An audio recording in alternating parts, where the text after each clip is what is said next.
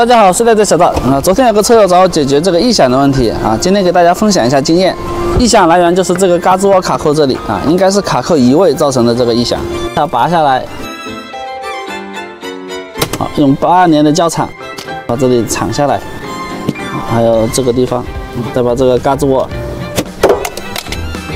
通过颠簸路段的时候，这里就会发出异响还有这些地方这里的异响来源呢，应该是这个三角板跟这个长条的这个板子发生冲突。解决方法就是用海绵条或者是这种3M胶就可以了。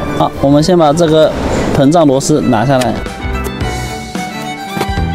就是这个地方凸起来的地方，跟这个车漆这里在相互碰撞造成的异响。再来我们拿一小段海绵条，我们把它接触的地方把海绵条垫上。另外一边也是一样。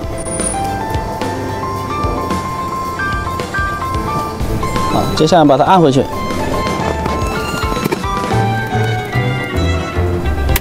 按回去，这样子锤它都没有异响了。这里也是异响来源，这里会抖动的，我们把它掰开来看一下。这个黑色的这个塑料，这里都已经被撞白了，这里是异响的，这样子。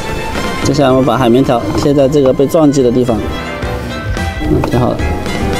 你看，这样就没有声音了。